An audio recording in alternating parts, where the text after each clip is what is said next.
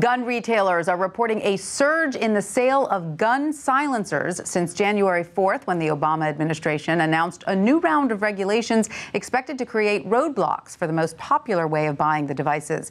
WSJ Law Deputy Bureau Chief Ashby Jones joins us now to discuss. Ashby, thanks so much for being with us. You bet.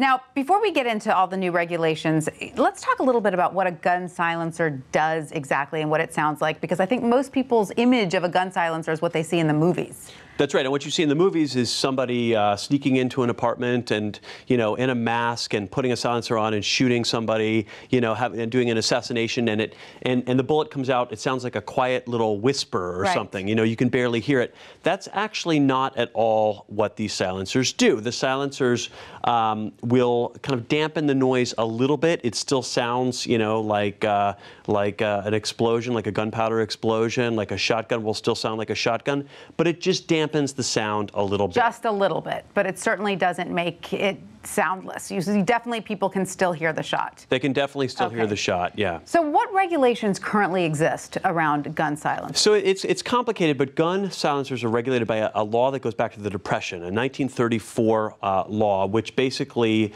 puts a lot of regulations on silencers. And what's going on now is the way it's been for a long time is that if you wanted to buy a silencer, as an individual, you had to jump through a lot of hoops. Mm-hmm. People who wanted silencers found out that there was a loophole, that they had to form, if they formed a trust or created almost like a company, it became much, much easier to buy a silencer, and that's what's at issue in this new regulation. I see. And so now the creation of these trusts has skyrocketed. There's something like 111,599 trusts for silencers in 2014? That's right. So you create a trust, and that means with the trust, you don't have to go through the same sort of background checks, et cetera. And you can name people in the trust. You can also use your silencer, et cetera. And this loophole was sort of discovered about 10 years ago.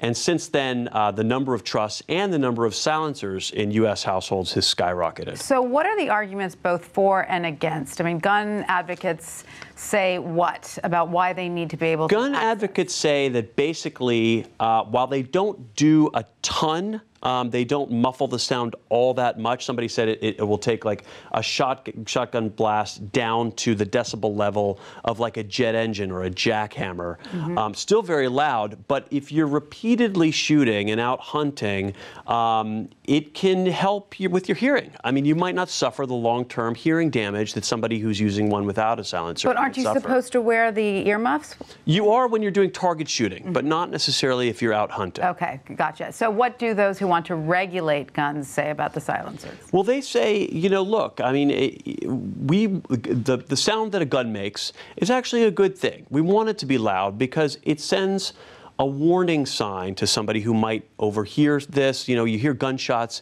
you want to run away from the danger.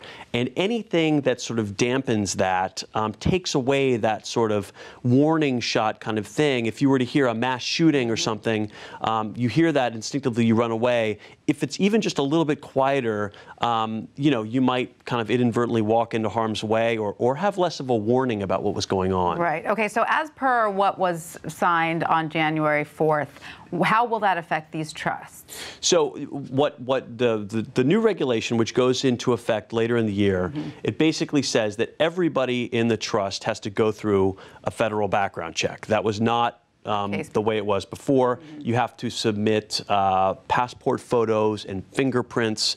There's a lot more you have to go through in order to get a silencer as a trust. And so what's happening is everybody's saying, okay, well, before this thing goes into effect in July, let's set up a trust now before things go into effect. It'll just be much easier. So they're essentially making acquiring a silencer almost as difficult as acquiring an actual gun.